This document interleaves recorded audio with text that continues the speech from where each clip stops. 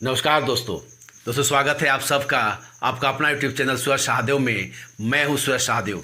दोस्तों आज इस वीडियो के माध्यम से हम चर्चा करने वाले हैं झारखंड में कि कल जिस प्रकार से एक फिल्मी थ्रिलर सस्पेंस बना रहा और पुलिस ने जिन 3 लोगों को गिरफ्तार दिखाया और ये आरोप लगाया कि तीनों लोग सरकार को अपदस्थ या गिराने के लिए विधायकों की खरीद फरोख्त करने के लिए एक होटल में ठहरे हुए थे।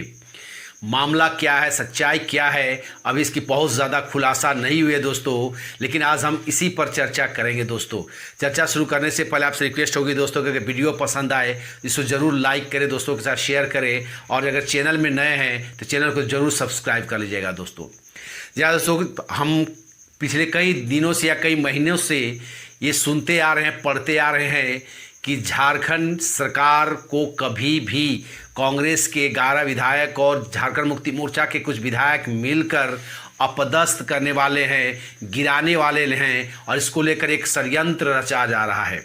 हमने देखा भी था दोस्तों या पढ़ा भी था कि झारखंड कांग्रेस के कुछ विधायक जो अपनी ही सरकार से, अपने ही पार्टी के अध्यक्ष से वो नाराज़ थे और इसको लेकर के मीडिया में भी उन लोगों ने खुलकर बयान देना शुरू कर दिया था। तो वहीं एक एक ग्रुप करके ये लोग दिल्ली में जाकर अपने आला कमान के से मुलाकात करके उनके तक भी ये अपनी शिकायतें या ग्रीवांसेस जो है उनको वे लोग पहुंचा चुके थे।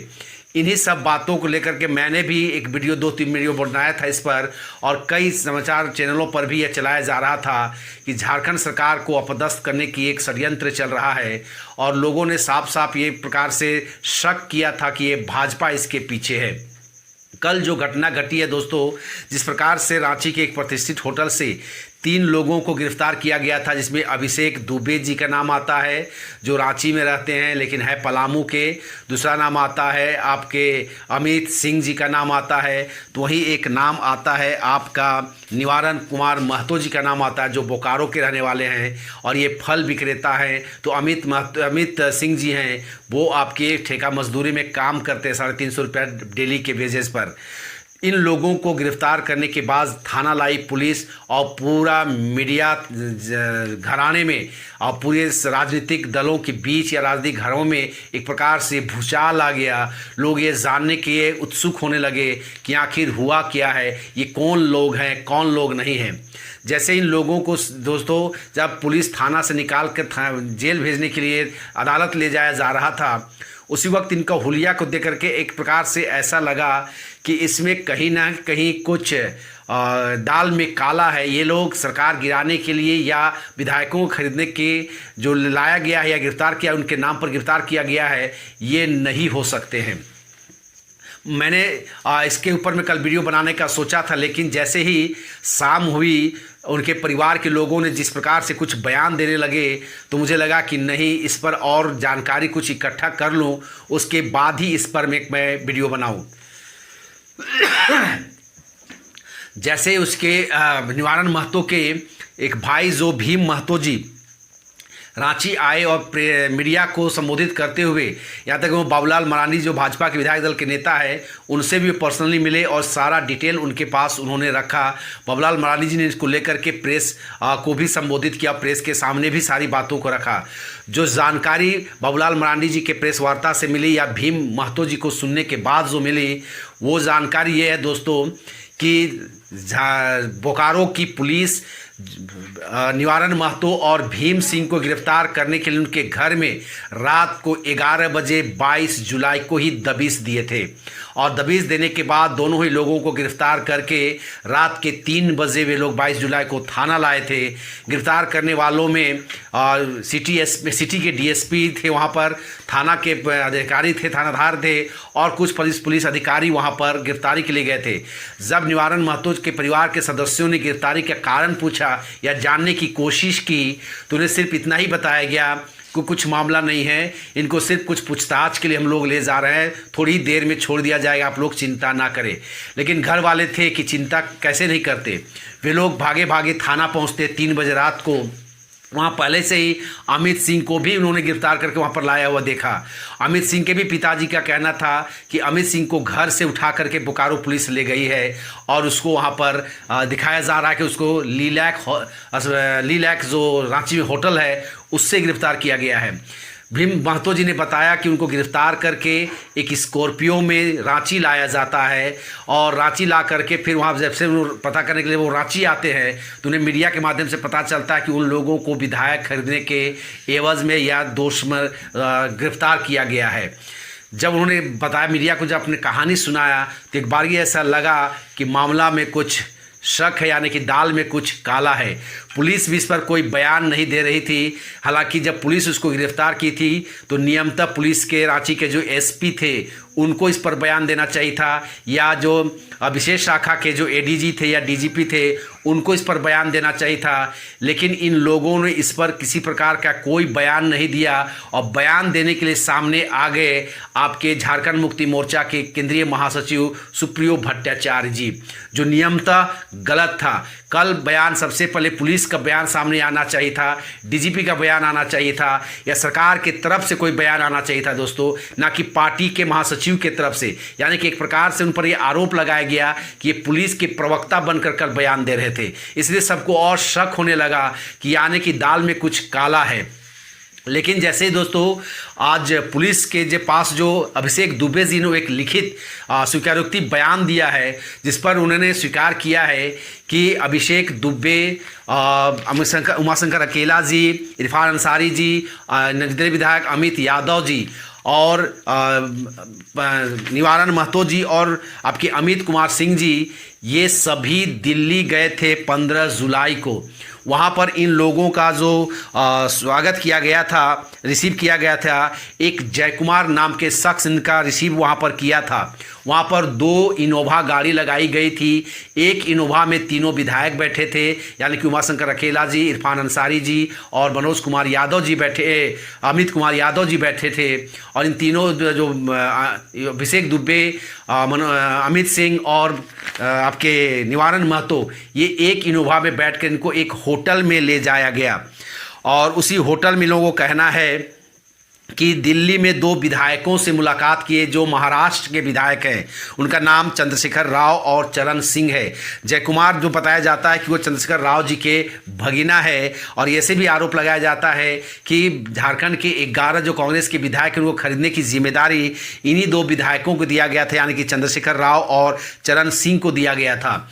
अभिषेक दुबे जी ने स्वीकारोक्ति बयान में कहा है कि वहाँ पर दिल्ली में इन विधायकों को 1 करोड़ रुपया एडवांस के रूप में दिया जाना था। लेकिन भाजपा के ये दोनों महाराष्ट्र के जो विधायक हैं उन लोगों को 1 करोड़ रुपया जब नहीं दिया तो ये कांग्रेस के विधायक नाराज हो गए और वे लोग वहाँ से 16 जुलाई को ही वापस लौट गए। फिर 21 जुलाई को कहा जाता है दोस्तों कि जयकुमार, मोहित भारतीय, आशुतोष ठाकुर और अमित यादव 21 जुलाई को रांची पहुंचते हैं और ये लोग लीलैक होटल में ठहरते हैं।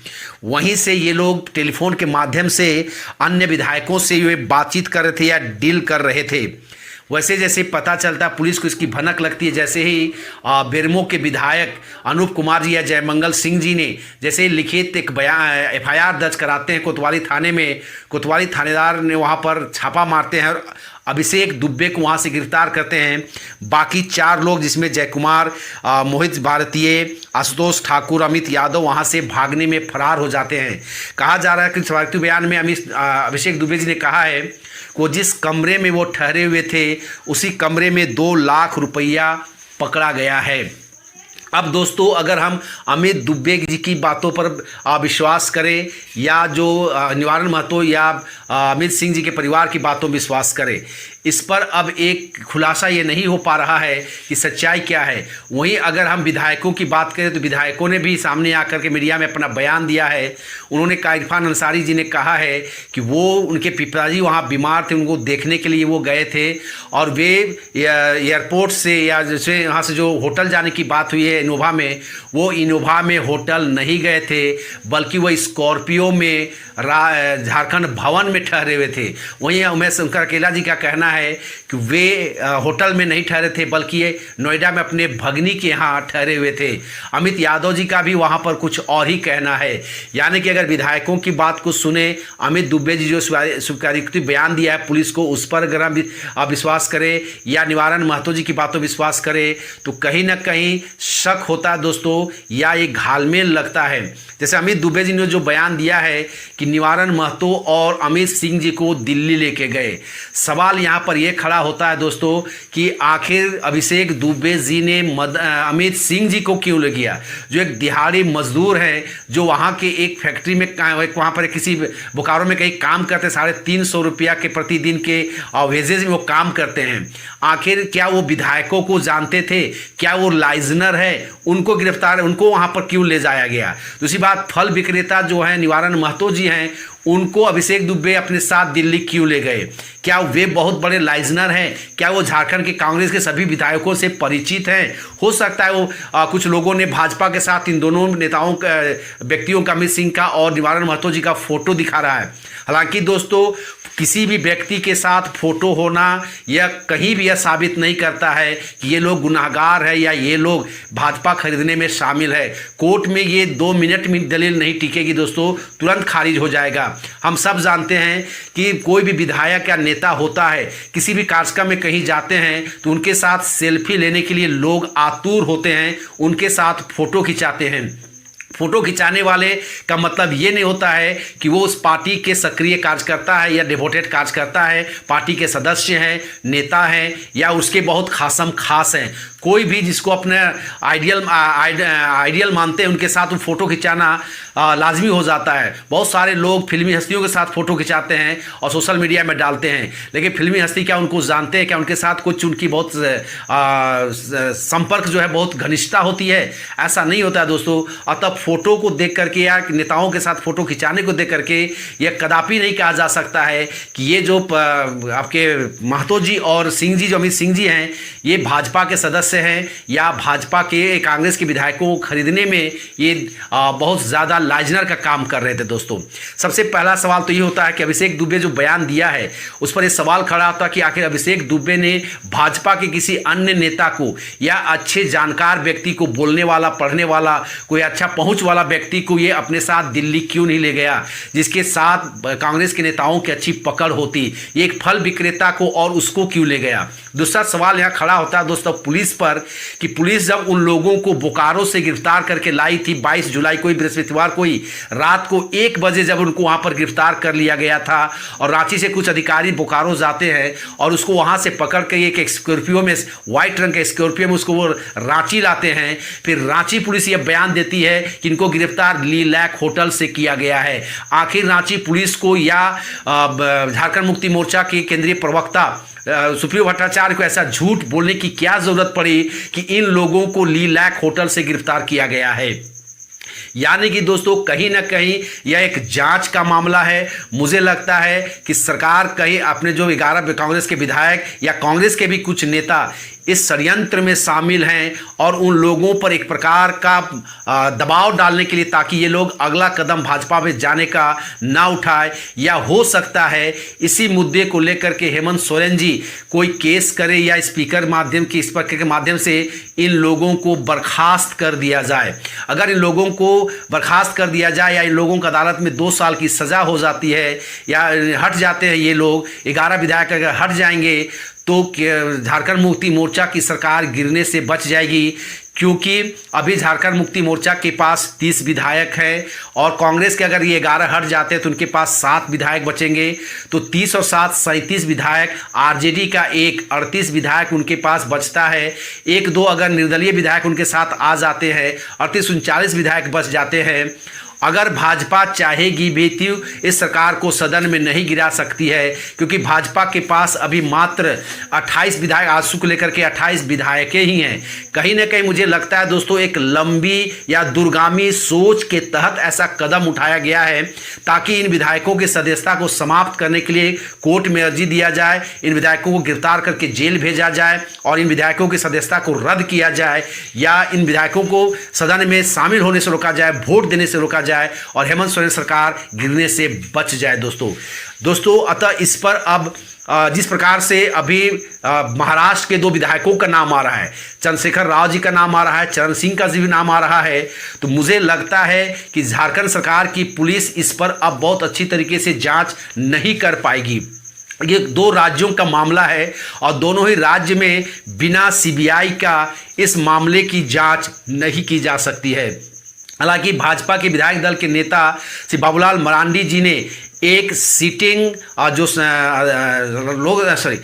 कोर्ट के हाईकोर्ट के जो जज है, सिटिंग जज है, उनके नेतृत्व में, उनके अध्यक्षता में एक एसआईटी गठन की मांग की है और मांग की है कि एसआईटी के माध्यम से इसकी जांच की जाए, दूध का दूध और पानी का पानी किया जाए। उन्होंने साफ साफ किया है कि अगर भाजपा भी इस पर दोषी है तो कार्रवाई की जाए, उसको सजा दी जाए, लेकिन बिना जांच किए इस पर इस तरह का किसी को गिरफ्तार करके निर्दोष लोगों को जेल भेज देना या निर्दोष लोगों को देश राजद्रोह या धोखाधड़ी का मामला दर्ज कराना कहीं से उचित नहीं है।